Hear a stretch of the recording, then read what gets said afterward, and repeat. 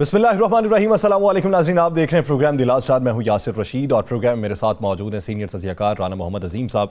नाज़रीन, आज एक खबर आई कि सेक्रेटरी इलेक्शन कमीशन जो है वो अपने ओहदे से मुस्ताफ़ी हो चुके हैं और वर्बली उन्होंने इस्तीफ़ा दिया है। और फिर खबर की इत्तलात जो मंजर आम पे आई थी उसके हवाले से सेक्रेटरी इलेक्शन कमीशन और चीफ इलेक्शन कमिश्नर के माबैन कोई तल्ख कलामी भी हुई थी, तू तकरार भी हुई, जिसके बाद सेक्रेटरी इलेक्शन कमीशन ने अपना इस्तीफ़ा दे दिया। लेकिन बाद में इलेक्शन कमीशन की जानिब से और निगरान वज़ीर इत्तलात की तरफ से एक एलामिया जारी हुआ जिसमें ये कहा गया कि अफवाहों के ऊपर कान न धरें, वो बीमार हैं और रुखसत के ऊपर हैं, जब वो सेहतयाब हो जाएंगे तो वापस आके अपनी जिम्मेदारियां संभालेंगे। सेक्रेटरी इलेक्शन कमीशन की अदम मौजूदगी में जो सवालात उठ रहे थे कि निज़ाम कैसे चलेगा ऐसे वक्त के अंदर के जब एक महीना अभी बाकी है इलेक्शन होने में, तो वहाँ पे उनकी अदम मौजूदगी किस हद तक वो पूरे अमल को सबूताज कर सकती है। तो इस बारे में माहिरीन ये राय रखते हैं कि अगर वो इस्तीफ़ा दे भी जाते तब भी किसी और सेक्रेटरी की खदमात हासिल की जा सकती थी। लेकिन अभी उनके इस्तीफ़े के हवाले से कोई सदाकत जो है वो मंजर आम पे नहीं है और उन खबरों को प्रोपेगेंडा कहा जा रहा है। इसके अलावा बिलावल भुट्टो जरदारी इन दिनों लाहौर के दौरे पे हैं। आज उन्होंने वर्कर्स कन्वेंशन से खिताब किया है और उन्होंने ये कहा है कि लाहौर किसी पटवारी का नहीं है, लाहौर किसी बिजनेसमैन का नहीं है, बल्कि लाहौर जो है वो एक जियाले का है। और उन्होंने ये कहा कि यहाँ से जुल्फ़िकार अली भुट्टो ने भी इलेक्शन लड़ा था, मेरी माँ ने भी यहाँ से इलेक्शन लड़ा और मैं भी यहाँ से इलेक्शन लड़ रहा हूँ और ये शहर जुल्फ़िकार अली भुट्टो का है। पाकिस्तान पीपल्स पार्टी की जिस हद तक इंतखाबी जलसों के हवाले से, इंतखाबी शेड्यूल की तैयारियों के हवाले से जो उनकी इस वक्त तेज़ियाँ मंजर आम पे आ रही हैं, वो पाकिस्तान पीपल्स पार्टी को कितना बेनिफिट दे सकती हैं। दूसरी जमातों की जानिब से जो आज कागजात नामजदगी के ऊपर मुख्तलिफ फ़ैसले हैं वो महफूज हुए हैं, कुछ फ़ैसले 10 जनवरी को सुनाए जाएंगे। बड़े बड़े नामों के ऊपर कुछ एतराज़ात ख़त्म हो चुके हैं, कुछ एतराज़ात अभी बाकी हैं, वो दस्तखत के हवाले से भी हैं, वो ज्वाइंट अकाउंट खोलने के हवाले से भी हैं। तो इसी मंजरनामे में बात करते हैं, राना साहब की तरफ बढ़ते हैं। राना साहब, जो आज सेक्रेटरी इलेक्शन कमीशन की खबर आई, समझते थे आपके इससे कोई हलचल मचेगी? बिस्मिल्लाहिर्रहमानिर्रहीम, अस्सलातु वस्सलामु अलैका या सय्यदी या रसूल अल्लाह, अस्सलातु वस्सलामु अलैका या सय्यदी या हबीब अल्लाह। देखिए यासिर, एक बात तो बड़ी क्लियर है, इस्तीफा तो है। अब कोई इसको मानता है या नहीं मानता, मुझे एक बात बता दे, आज से 4 दिन पहले, 5 दिन पहले, 6 दिन पहले या 7 दिन पहले क्या इलेक्शन कमीशन की तरफ से कोई ऐसी इतला, कोई ऐसा मामला आया था कि जनाब सेक्रेटरी इलेक्शन कमीशन, जिनका अहम तरीन किरदार होता है इस पूरे सारे इलेक्शन के सिनेरियो में, नहीं कोई ऐसी चीज कि जनाब सेक्रेटरी इलेक्शन कमीशन बीमार है, अदालत में किसी में कहा गया हो, वैसे किसी जगह जिक्र हुआ हो, वैसे इतने केसेस के हवाले से फैसले हो रहे हैं, इतने मामलात में ये पिटिशनर बन के जा रहे हैं, किसी एक जगह ये कहा गया हो कि सेक्रेटरी इलेक्शन कमीशन, ये तो बेसिक काम सेक्रेटरी इलेक्शन कमीशन का होता है। तो उस वक्त तो किसी ने नहीं कहा कि सेक्रेटरी इलेक्शन कमीशन, क्या किसी मीडिया के पास ये खबर थी कि सेक्रेटरी इलेक्शन कमीशन जो है वो इंतहाई उनकी तबीयत खराब है और वो किसी अस्पताल में दाखिल है? यहां पर तो एक आम सा सरकारी अफसर जो जिसका बिल्कुल तल्लक हो इलेक्शन के हवाले से, वो छुट्टी पे चले जाए, अस्पताल में चला जाए, तो फौरी तौर पर खबर मीडिया पे गर्दिश करना शुरू कर देती है। लेकिन सेक्रेटरी इलेक्शन कमीशन की खबर ना किसी मीडिया पे गर्दिश की। हाँ, यह जरूर था, मैंने भी अपने प्रोग्राम में कहा था कि एक बड़ा इस्तीफा आ रहा है, एक बड़ा इस्तीफा आ रहा है। अब ये कह रहे हैं कि इस्तीफा नहीं है, चले हमने इनकी बात मान ली है, लाएं सामने सेक्रेटरी इलेक्शन कमीशन साहब को, बताएं कौन से हॉस्पिटल में कितने दिन से हैं और साथ में उनकी तरफ से बयान जारी करवाएं। भाई अब तो एक इंतहाई अहम तरीन मामलात हैं। मेरे पास जो इतला है वो इतला यह है कि जनाब जब आरोज लगाए गए और जिन आरोज के ऊपर अब अदालत आलिया ऐसे सवालात उठा रही है और वो तमाम कागजात जो मुस्तरद हुए थे उन कागजात को बहाल किया जा रहा है। और फिर बाकायदा कई जजेस ने कहा कि अगर आपकी ट्रेनिंग ठीक नहीं हुई, अगर आपको पता ही नहीं है कि इलेक्शन किस तरह कराना है, आपने सिर्फ शायद ये कसम खाई थी कि जो कागज आए उसको मुस्तरद कर देना है, तो इन सारे सवालात का जवाब तो जो सेक्रेटरी इलेक्शन कमीशन को देना बनना था कि जब आरोस जो बनाए गए थे उन आरोस पे सबसे बड़ा सवालिया निशान लगाया पाकिस्तान की अदलिया ने, उन तमाम जजेस ने जिन जजेस ने उनके मुस्तरद किए फैसलों को बहाल कर दिया उनके मुस्तरद किए हुए फैसलों पर जो कि कागज इलेक्शन नहीं लड़ सकते थे, उन्हें कहा नहीं भी आप इलेक्शन लड़ सकते हैं। आपने सिंध से एक बड़े सीनियर जज साहब के रिमार्क सुने, आपने इस्लामाबाद से सीनियर जज साहब के रिमार्क सुने, आपने पंजाब से सुने, आपने KPK और बलोचिस्तान दोनों मतलब 5 जगहों से ये रिमार्क्स आए कि आरओज जो हैं इन्हें पता नहीं था, क्या इनकी ट्रेनिंग नहीं हुई, क्या इन्हें ये पता नहीं कि कागजात नामजदगी जो है उनको मंजूर करने के लिए क्या चीजें होती हैं। फिर आपको पता है यासर साहब, ये मीडिया से इस बात को छुपाया जा रहा है, कितने आरओस ने लिख कर दिया कि जनाब उनके काम में पुलिस कहां कहां पर क्या क्या रुकावट पैदा कर रही है। ये ऑन रिकॉर्ड मैं आपको कह रहा हूं, और आज भी लाहौर की एक अदालत में इस बात को डिस्कस किया गया, जिसके बाद मियां असलम इकबाल के कागजात मंजूर हुए, जिसके बाद हमाद अजहर के सवाई नशिस्त पे कागजात मंजूर हुए, जिसके बाद महमूद और रशीद के कागजात मंजूर हुए। तो ये क्या था? मेरे पास इतला ये है कि ये आपस के इख्तलाफात थे, ये आपस का फड्डा था, जिसके बाद और सेक्रेटरी इलेक्शन कमीशन को नजर आ रहा था कि अब सारा मलबा उन पर गिरेगा, और वो काफी दिन से इस बात पर उनकी तलखी भी और वो बिल्कुल साइड पे हैं।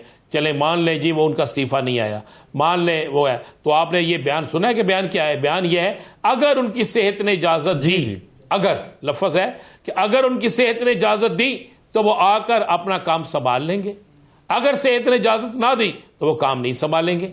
यही इलेक्शन हो रहे हैं, पूरे पाकिस्तान में इलेक्शन हो रहे हैं, अरबों पे गवर्नमेंट के खर्च हो रहे हैं, उम्मीदवार मैदान में है। सेक्रेटरी इलेक्शन कमीशन जो होते हुए अहम तरीन ओहदा है, चीफ इलेक्शन कमीशन के बाद उनका ओहदा है, तो आप उस ओहदे पर एक शख्स है ही नहीं। क्या ऐसा हो सकता है कि एक गाड़ी 3 टायर्स के साथ चले?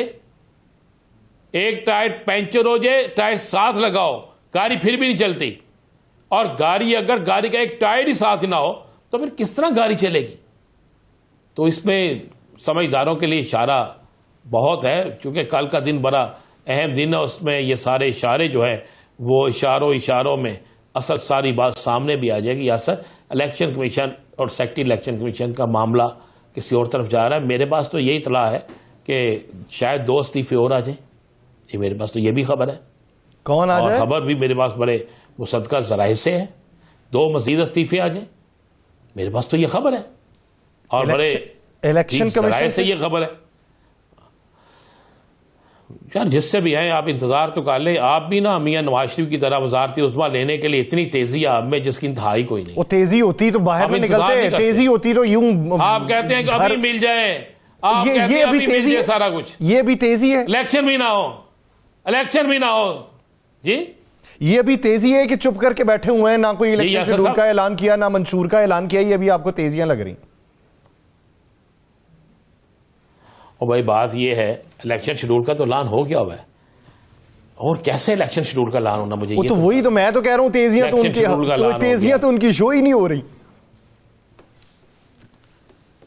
उनकी नहीं शो हो रही, मियां साहब की शो नहीं हो रही बेचारों की। सर्दी है ना तो डॉक्टरों ने कहा था सर्दियों में बाहर नहीं निकलना, और धुंध छाई हुई है बहुत ज्यादा, सियासी धुंध भी छा गई है।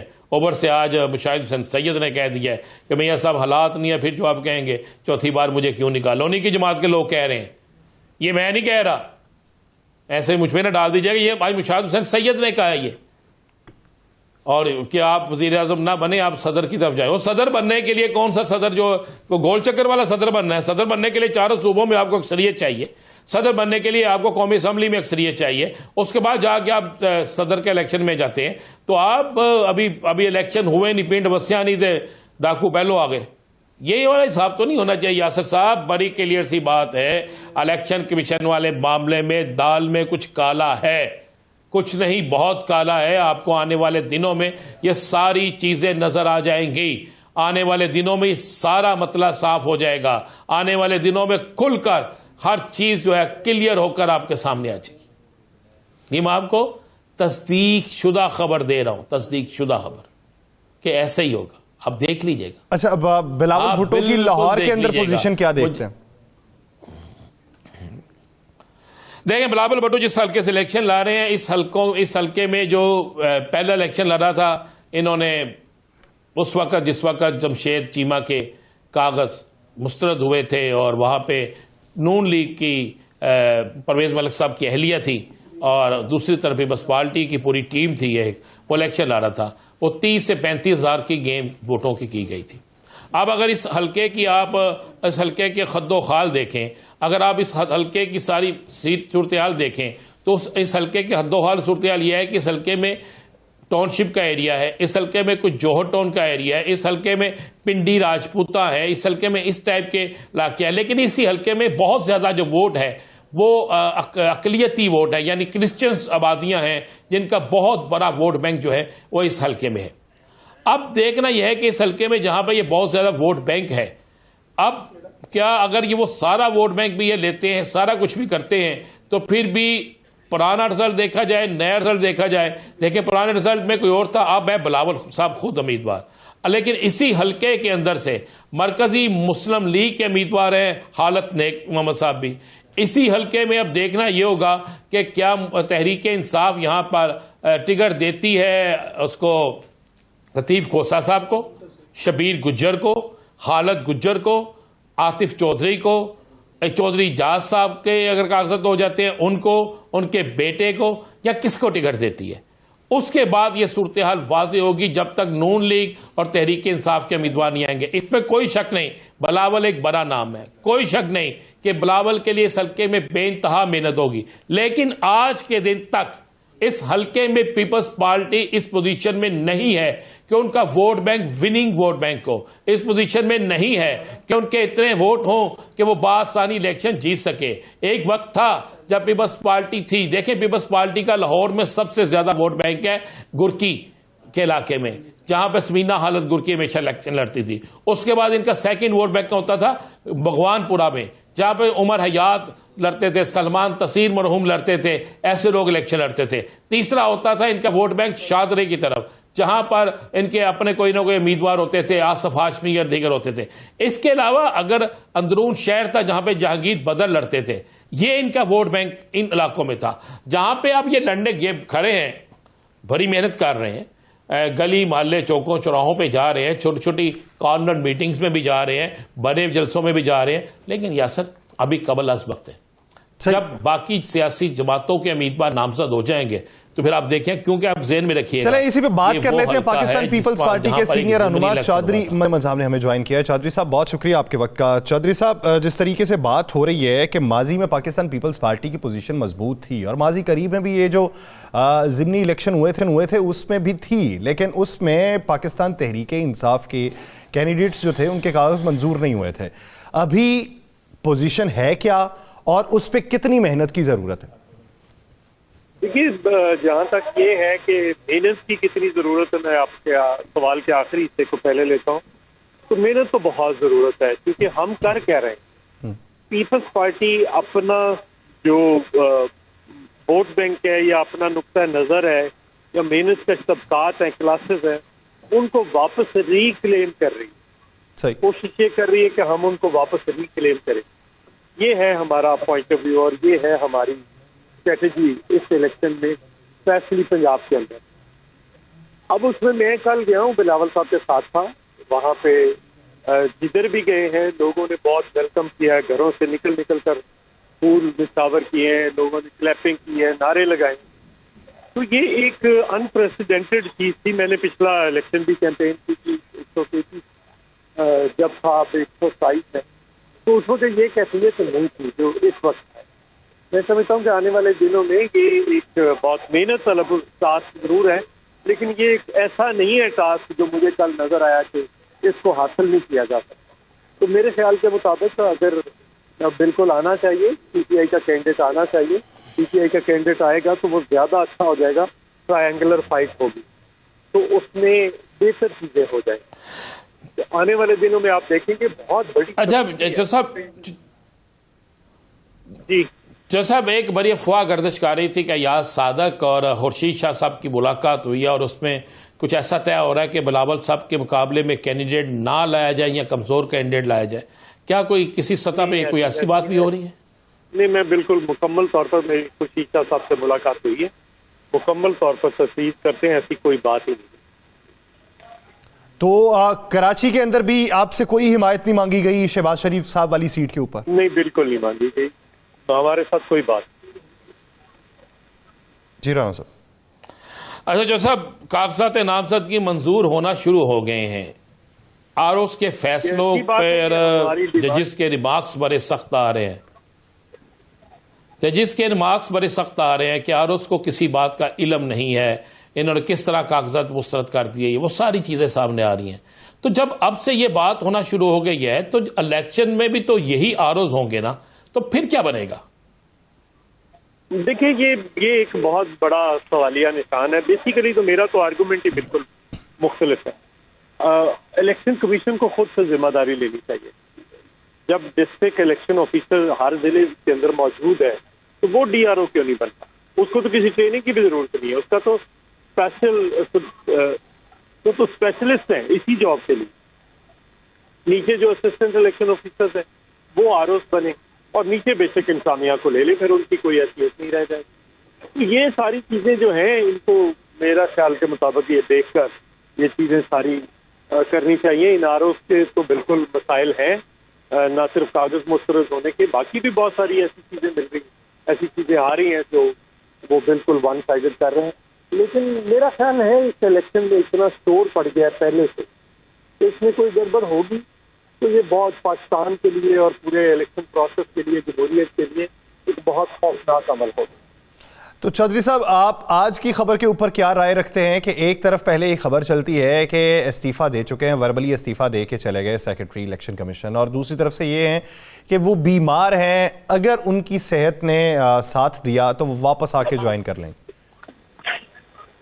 ये पता नहीं, ये तो खबर है, कंफर्म मैं क्या कर सकता हूँ, ये तो कोई इस्लामाबाद से बता सकता है कि असल सूरत हाल क्या है।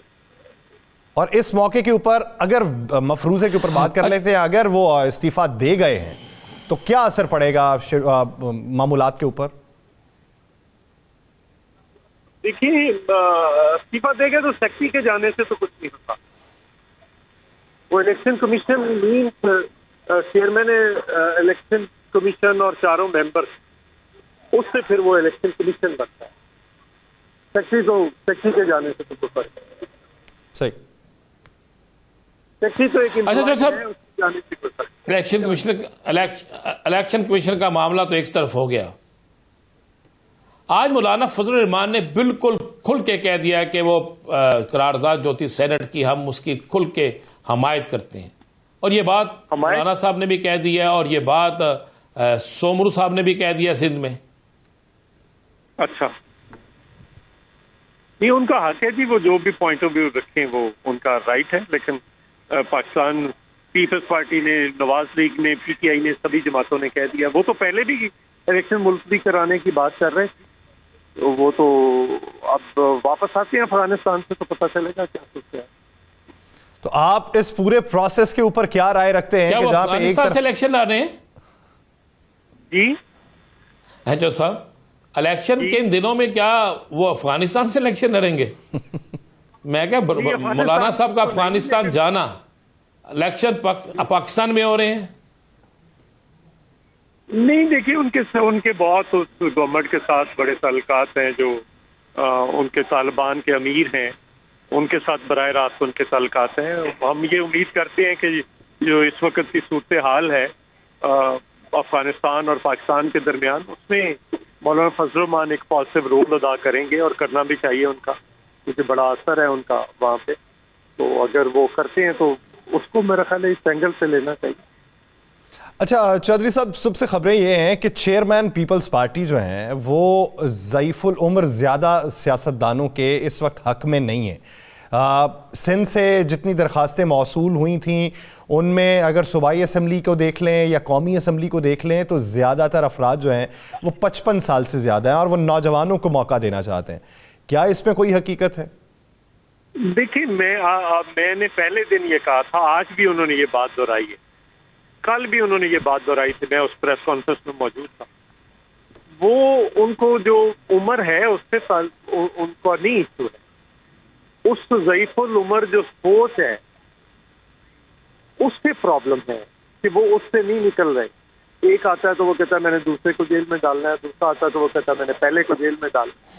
ये कहाँ ले गए हम पाकिस्तान को, कहाँ पे खड़ा कर दिया ले जाकर? उस सोच जो वो बार बार एक फिक्रा दोहराते हैं कि मैं ये जो सियासतदान है जो तस्कीन की और नफरत की सियासत को बुनियाद बनाते हैं, हमें उनके खिलाफ खड़े होना है। अच्छा चौधरी साहब, ये तो बयानिया हो गया। आप पंजाब के अंदर अपना इलेक्शन, पीपल्स पार्टी का इलेक्शन नून लीग से देख रहे हैं, तहरीक इंसाफ से देख रहे हैं? मेरे ख्याल से ट्रायंगुलर फाइट होगी, किसी जगह पे नून के साथ होगी, किसी जगह पे पीटीआई के साथ होगी। अब ये देखना तो ये है कि कहाँ पे क्या है। जो हमने राणा साहब टारगेट किया है वो जो 50 सीटें हैं उनको हम टारगेट कर रहे हैं। उसमें मेजॉरिटी साउथ पंजाब से है, बाकी सेंट्रल पंजाब से है।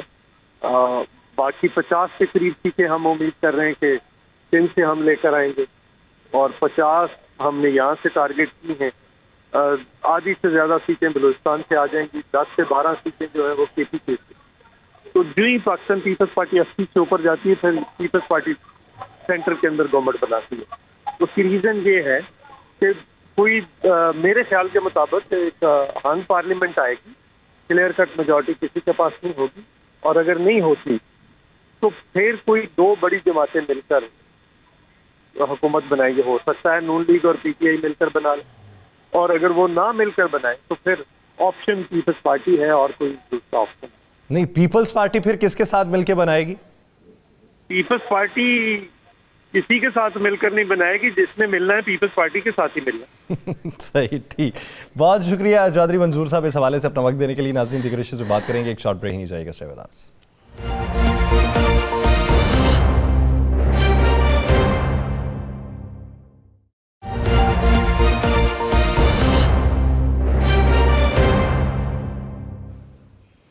ब्रेक के बाद खुशामदीद। नाज़रीन, बिलावल भुट्टो जो हैं वो सिंध से चले हैं, लाहौर आ गए हैं, और लाहौर आके वो अपनी कंपेन कर रहे हैं। और कंपेन में वो ललकार किसको रहे हैं? ये शहर किसी पटवारी का नहीं है, ये शहर किसी बिजनेसमैन का नहीं है, ये शहर जुल्फ़िकार अली भुट्टो का है, और मैं यहां से ही इलेक्शन लड़ने आया। ये शहर किसका है, इसका दावा सबसे ज्यादा पाकिस्तान मुस्लिम लीग नून करती है और करती आई है।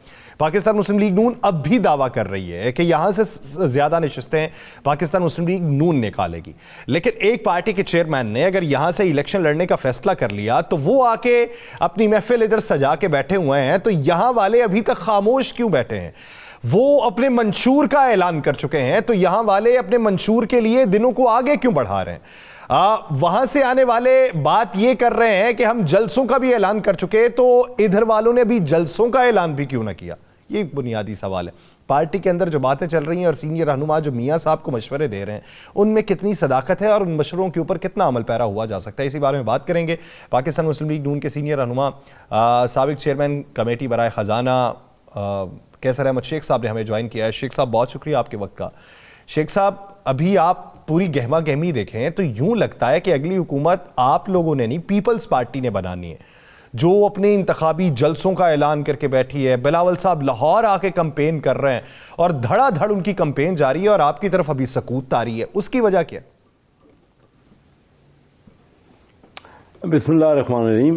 यासिर, ये 1970 नहीं है, ये 2024 है, और हम तवज्जो कर रहे हैं अपनी अपनी कॉन्स्टिट्यूंसी पे। जो कैंडिडेट है उन्होंने बड़े ग्रास रूट लेवल पे काम किया हुआ है, वो लोगों की गमी खुशी में शिरकत करते हैं, वो दिन रात उनके साथ होते हैं। पीपल पार्टी का एक दौर था, वो पुराने दौर देखिए, इवन 1997 में पीपल पार्टी ने 0 सीट हासिल की पूरे पंजाब से, और मैं एज एन इंडिपेंडेंट खड़ा था और मैंने सीट ले ली। तो इतना एक इंडिपेंडेंट सीट ले रहा है और पूरी पार्टी पंजाब से एक सीट भी नहीं ले रही। मैं आपको रिकॉर्ड की बात कर रहा हूँ। बात यह है कि उनका हक है, वो अपनी बात करें, उनका पॉइंट, हमारे साथ कोलिशन पार्टनर रहे हैं, लेकिन जिस किस्म का वो ख्याली यंग मैन है बिलावल भुट्टो जरदारी साहब, और वो उनका राइट है अपना अपना पॉइंट ऑफ व्यू देने के। हम तो बड़े ही जो है ना कॉन्फिडेंस में है कि ये पंजाब जो है इस वक्त फुली PMLN को सपोर्ट कर रहा है, और हम यहाँ से बहुत भारी मिकदार में नशिस्तें जीतेंगे। शेख साहब, आपने कहा कि आप बड़ी भारी तादाद में नशिस्तें जीतेंगे। जी शेख साहब, आपने कहा बड़ी भारी तादाद में नशिस्तें जीतेंगे, ये आपका दावा है जी पंजाब से? जी पंजाब। तो अभी तक आपके उम्मीदवार भी पंजाब से फाइनल नहीं हुए, और अभी तक आपकी इलेक्शन कैंपेन भी शुरू नहीं हुई। जी हाँ, नहीं हुई है, आप दुरुस्त कह रहे हैं, उस हिसाब से नहीं हुई। जैसे असल में हमेशा इलेक्शन कैंपेन जब नाम फाइनलाइज हो जाते हैं ना, उसके बाद ही है, यानी 13 तारीख को फाइनल लिस्ट आनी है तो उसके बाद ही शुरू होगी। और हमारे यहाँ क्योंकि एक एक सीट पे कई कई कैंडिडेट्स हैं, टिकट देना भी मुश्किल हो रहा है। और माशाल्लाह हमारी पोजीशन, हम बिल्कुल सेटिस्फाई बैठे हैं, क्योंकि पीपल पार्टी का तो यहाँ ग्राफ नहीं है पंजाब में। आप देख रहे हैं जो पिछले इलेक्शन हुए जितने भी, तो PMLN से उन्होंने 5वां या 6ठा हिस्सा उनके कैंडिडेटों ने वोट हासिल किए, तो ज़्यादातर सीटों में।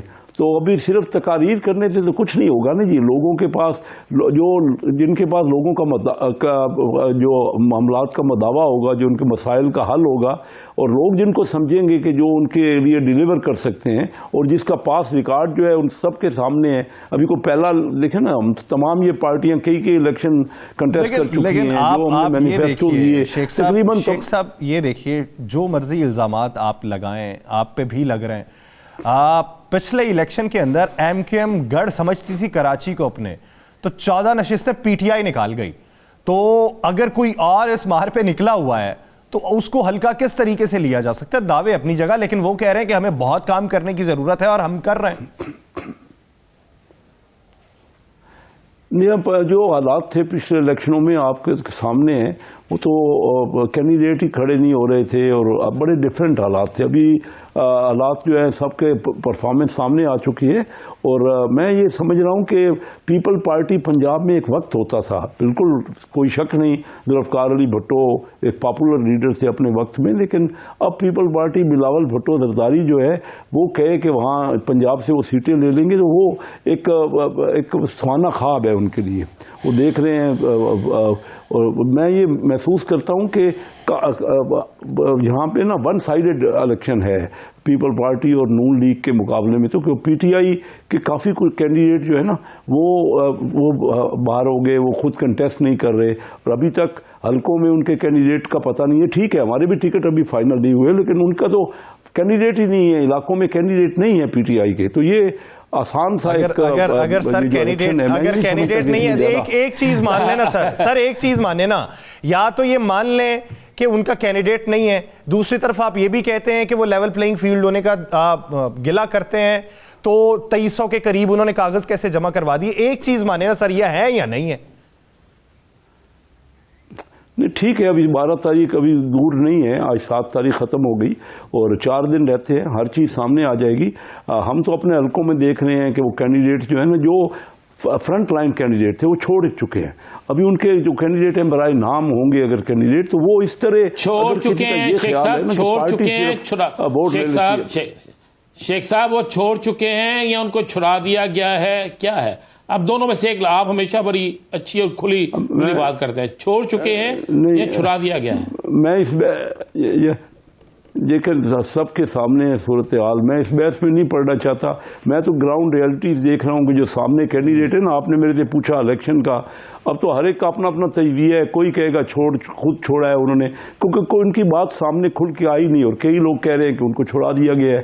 तो ये चीज़ें तो सामने हैं, लेकिन जो अब मुकाबले में 13 तारीख को कैंडिडेट होंगे वही मुकाबला करेंगे ना, इलेक्शन तो उन्होंने ही कंटेस्ट करना है। और मैं ये महसूस करता हूँ कि मैनिफेस्टो पे इलेक्शन होना चाहिए, हर पार्टी को ये बताना चाहिए। इस वक्त हमारे 9.5 करोड़ लोग गुर्बत की लकीर के नीचे हैं। हम सब पार्टियों को तो ये बताना चाहिए कि अगले 5 सालों में अगर हम इक़्तिदार में आ गए तो कितने लोगों को गुर्बत से निकालेंगे। चाइना ने 60 करोड़ लोगों को, मेरे देखते देखते 60 करोड़ लोगों को गुर्बत की लकीर से निकाल दी है। अब हम क्या कर रहे हैं, हम तो और गरीब हमारे यहाँ बढ़ रहे, तादाद में बढ़ रहे। अभी ह्यूमन वहां के हुक्मरान बीमार होकर पाकिस्तान से बाहर नहीं ना जाते।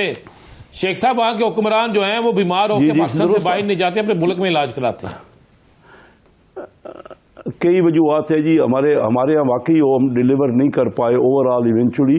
मैं आपको बताऊं, डॉक्टर महबूब अल हक साहब UNDP यूनाइटेड नेशन डेवलपमेंट में वो थे डायरेक्टर, उन्होंने ये इंडेक्स बनाया था, ह्यूमन डेवलपमेंट इंडेक्स, जो आज पूरी दुनिया में प्रिवेल हो रहा है कि कौन सा मुल्क किस दर्जे में है। तो ये जो इस साल का अभी रिसेंटली आया है ह्यूमन डेवलपमेंट इंडेक्स, इसमें हम 190 मुल्कों में पाकिस्तान का नंबर 162 है, 162 डॉक्टर महबूबुल्लाह ह्यूमन डेवलपमेंट इंडेक्स के मुताबिक, जो कि यूनाइटेड नेशन ने शाया किया। हम अपने लोगों का ख्याल करें, हमारे यहाँ महंगाई है, हमारे यहाँ बेरोजगारी तो सर है, यही बात तो हम कर रहे हैं, ये मसाइल हैं, लेकिन अभी तक टिकट्स की तकसीम नहीं फाइनल हो रही। मंशूर के ऊपर 40-40 बंदे बैठे हैं और उनसे सिफारिशात मांगी जा रही हैं। 3 दहाइयों तक सियासत हो चुकी और अभी तक मंशूर फाइनल नहीं हो रहा। अवाम की तरजीहात के ऊपर बात अभी तक नहीं हो रही, यही तो बात कर रहे हैं हम भी। होनी चाहिए, इंशाल्लाह सामने मंशूर आएगा। और मैं ये समझता हूँ हर पार्टी को आवाम के ऊपर तवज्जो देनी चाहिए और होनी चाहिए, सामने आ जाएगी। अब 2-4 दिन की बात है और आप दुरुस्त कह रहे हैं कि बड़ा गौर हो रहा है, गौर व फिक्र से ही, क्योंकि कैंडिडेट भी ज़्यादा हैं और हमारा मुल्क भी बहुत नीचे रह गया। और सबको एक तो चार्टर, ये इस वक्त झगड़ा नहीं है, बिलावल भुट्टो साहब जो बातें कर रहे हैं ना, वो बातें करने का ये वक्त नहीं है। ये वक्त तो है कि कैसे आपस में कोऑर्डिनेट करके चार्टर ऑफ इकानमी किस तरह करें, चार्टर ऑफ डेमोक्रेसी किस तरह करें। झगड़ा हम जो सियासत करते रहे ना चोर डाकू की, 5 साल हमने ज़ाया कर दिए, ये नाकाम हो गई। अब हम दुनिया में, मैं तो अक्सर कहता हूँ ना, देखिए बड़ी सीधी सी बात, 1990 तक हम आगे जा रहे थे इंडिया की इकानमी, हालांकि उनकी आबादी 6 गुना है, लेकिन उनकी इकानमी 4 गुना थी 1990 में। आज उनकी इकानमी 13 गुना हो गई है। हमारी कुल कौमी आमदनी जो है $380 अरब है। सर 1990 के बाद सर पाकिस्तान मुस्लिम लीग नून फिर कितनी बार आई? जी, पाकिस्तान मुस्लिम आई वो है यार, यासर क्या बात कर रहे हैं? ये पूछे मुस्लिम लीग नून कब इख्तिदार में नहीं आई? 10 साल नहीं, सही है, मुस्लिम लीग भी इख्तिदार में आई, पीपल पार्टी भी इख्तिदार में आई, पीटीआई भी इख्तिदार में आई और हमारे यहाँ फौजी हुकूमतें भी आई। ये 90 की पीटीआई तो आई 3 साल के लिए शेख साहब, लेकिन आप अपना हिसाब दे, छोड़े पीपल्स पार्टी को, छोड़े मुस्लिम लीग तहरीक इंसाफ को, नून लीग का हिसाब देना। गुर्बत की लकीर के नीचे किसने सबसे ज्यादा इख्तिदार लिया, उसको तो आप जमात को कुछ कह नहीं रहे। मैं राना साहब क्यों नहीं कह रहा, मैं तो सबको मोहलत, मैं तो कह रहा हूँ हमें बहुत ज़्यादा बेहतर डिलीवर करना चाहिए। बिल्कुल मुस्लिम लीग, मैं तो कह रहा हूँ, अपनी पार्टी में भी कहता हूँ, जमात में भी कहता हूँ कि हम ऐसा अब मैनिफेस्टो दे, अपना मंशूर दे जो लोगों की बेहतरी के लिए हो ना। हमने क्या किया है, देखिए ओवरऑल हमारा मुल्क तो सबके सामने है, हमने क्या किया, रिजल्ट नहीं दिया ना, क्या हालत है। इस तरह देखिए, मैंने जो एक अपनी पिछले तकरीर में कहा था, पिछले जब मैं 97 में इलेक्ट हुआ था ना इंडिपेंडेंट, मैंने कहा कि पाकिस्तान का अगर ये गेट खोल देना तो यहाँ ये आज़ाद मुल्क में रहना कोई पसंद नहीं करेगा। ये क्या कर रहे हैं हम, अलाउ कर देना क्यों? मेरा मकसद सिर्फ ये कि हमने डिलीवर नहीं किया, हम आपस में रंजिशें लड़ते रहे, एक दूसरी पार्टी के खिलाफ बातें करते रहे। सब पाकिस्तानियों को बराबर मिलना चाहिए। शेख साहब, क्या 20-30 साल बाद इस तरह के जुमले कह के बरी जिम्मा हुआ जा सकता है? हमने भुगता, हर इलेक्शन में यही बयान होते हैं।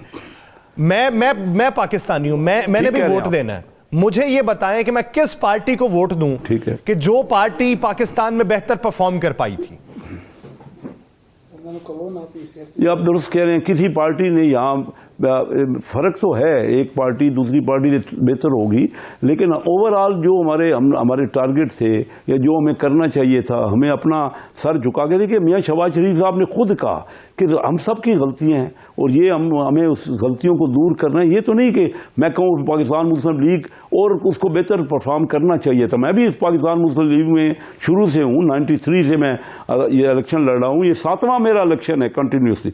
आप सही कह रहे हैं कि हमने डिलीवर, सब पार्टियों ने उसको बेहतर करना चाहिए था। अभी भी मुस्लिम लीग की परफॉर्मेंस दूसरी पार्टियों से बेहतर है, लेकिन वो नहीं है जो हमारे टारगेट थे या जो हमें करना चाहिए था। हम आबादी बढ़ रही है, पर कैपिटा इनकम कम हो रही है। हमारा एक बंदा अब पिछले 5 साल पहले ना 1 लाख का मकरूज था फीकस, आज 1.5 लाख से ऊपर का मकरूज हो गया है। अब आप अंदाजा कीजिए, किसी भी तो लेवल पे हमें सर झुकाकर ये मेहनत करनी चाहिए, सोचना चाहिए कि किस तरह हम अब अगले 5 सालों में आगे बढ़ेंगे।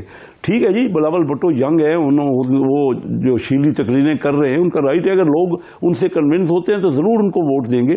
लेकिन मैं समझता हूँ कि ये हालात उनके फेवर में नहीं है, पर्टिकुलरली इन पंजाब। सिंध में उनकी सपोर्ट है और वो सिंध के देही इलाकों से सीटें लेते हैं।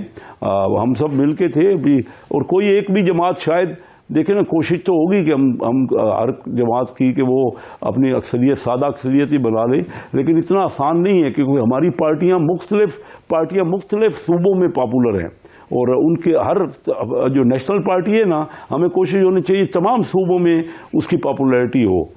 यही वजह है आपने देखा कि ईस्ट पाकिस्तान हमारे हाथ से निकल गया। हमें अपनी जमहूरियत को और बेहतर रिजल्ट देना चाहिए, तब तो कोई लोगों की सेटिस्फेक्शन होगी। कैसर अहमद शेख साहब, ये बताइए कि बिलावल भुट्टो लाहौर में आके ये कहें कि मैं यहां पर ऐसा अस्पताल बनाऊंगा कि आपको लंदन जाने की जरूरत नहीं पड़ेगी, तो ये उस जमात के लिए क्या पैगाम है कि जिस जमात का गढ़ ही लाहौर? नहीं जी, उन्होंने कहा है तो अच्छा कहा है, वो नेशनल एक पार्टी के लीडर हैं, लेकिन सिंध में तो देखिए ना 15 साल से उनकी हुकूमत है। ऐसा हॉस्पिटल तो सिंध में बहुत अच्छा हॉस्पिटल है हमारा, जो आगा खान हॉस्पिटल है कराची में। लाहौर में ऐसा हॉस्पिटल नहीं है। मैं समझता हूँ लाहौर में भी बहुत टॉप क्लास हॉस्पिटल बनने चाहिए, कराची में बनने चाहिए, पूरे मुल्क में बनने चाहिए, क्योंकि 25 करोड़ लोग हैं, हम 24-25 करोड़ लोग हैं हमारे मुल्क में, और हम दुनिया का 5वां बड़ा आबादी का मुल्क है। हमारे यहाँ क्या है, अब देखिए ना, सेहत या एजुकेशन आप ले लीजिए, 2.5 करोड़ बच्चे हमारे स्कूल नहीं जा रहे। और अब कोई भी पार्टी ये कहे, देखिए रोटी कपड़ा और मकान पीपल पार्टी ने कहा, उसको पूरा तो नहीं उतरा ना। ये पीटीआई ने मैनिफेस्टो दे देना आसान है ना, मंशूर में बात कर देना। पीटीआई ने कहा कि वो 50 लाख घर बनाएंगे और 1 करोड़ नौकरियां देंगे, तो हाल तो आपके सामने है। इन मंशूरों को मंशूर भी ऐसा देना चाहिए ना जो काबिल अमल हो। अब लोग मंशूर पे इतबार ही नहीं करते, तो फ़ायदा क्या है इन मंशूरों का? उस पर अमल तो नहीं हो सका ना अभी तक। क्या हुआ?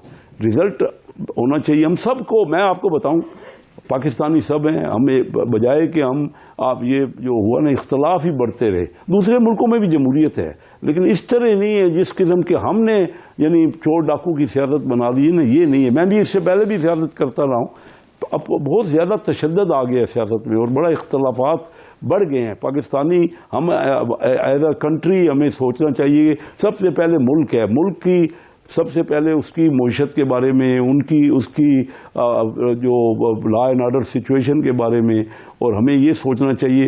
देखिए हमारी फ़ौज जो है कितने मुश्किल हालात में कुर्बानियाँ दे रही है, शहादतें दे रही है।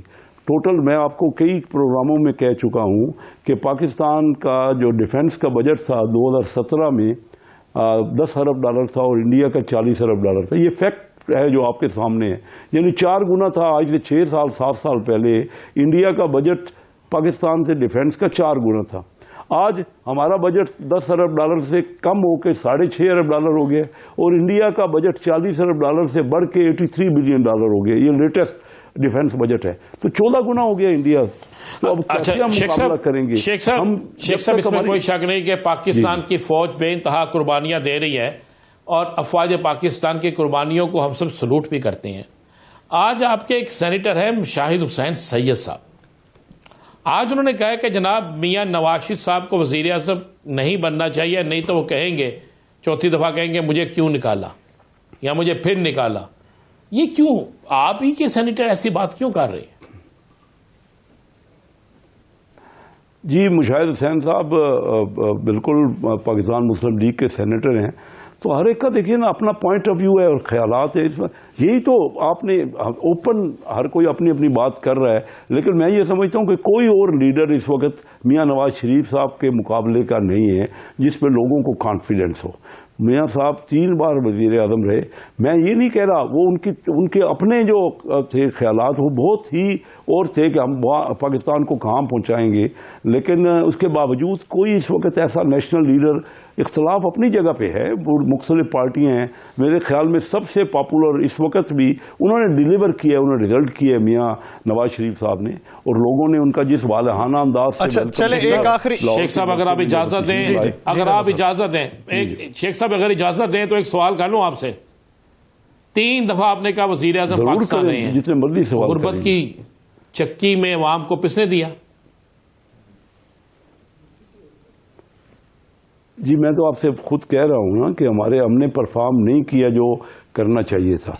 कोई एक वजीर आज़म, जितने भी वजीर आज़म रहे हैं, तो फिर छोड़ दें, यहाँ पे फौजी हुकूमतें भी रही हैं यहाँ पे, ये क्या छोड़ दें तो नया कोई आप लाए ना। बेशक लोग नए किसी लीडर को पसंद करेंगे, तो ये तो एक जमहूरियत है, इलेक्शन हैं, लेकिन आपके यहाँ नहीं उठ रहे ना। और आप क्यों नहीं, क्या वजह है कि और कोई जो एक लीडरशिप आई पीटीआई की, उसने क्या परफॉर्म किया? एक थर्ड ऑप्शन था लोगों ने, और जिस तरह उनको लाया गया, जिस तरह लाडला बना के उनको लाया गया, कोशिश तो थी ना कि परफॉर्म करते। उन्होंने उस्मान बुज़दार साहब को पंजाब में वज़ीर आला बना दिया और इतने बड़े सूबे में, और वैसे भी उनकी अपनी आपके सामने है। हम चोर डाकू से निकले ही नहीं, किसी जगह हम बैठे ही नहीं। क्या कोई भी मुआशरा बगैर डिस्कस किए, बगैर मशवरा किए इम्प्रूव किया जा सकता है? मियां नवाज शरीफ साहब ने आते ही कहा है कि मैं तमाम पार्टियों से मशवरा करूंगा। चले, उम्मीद करते हैं ये मशवरा जो है ये कायम और दायम रही और मशवरा होता रहे। फैसले जो है वो जमहूर की मंशा के मुताबिक होते रहें, जमहूर से मशवरा करके फिर जमहूरियत बनाई जाए, तब मजा आए। बहुत शुक्रिया कैसर अहमद शेख साहब इस हवाले से अपना वक्त देने के लिए। नाज़रीन, प्रोग्राम का वक्त खत्म हो जाता है, मुझे और राना साहब को दीजिए इजाजत। अपना बहुत सा ख्याल रखिएगा। अल्लाह ने के बाद।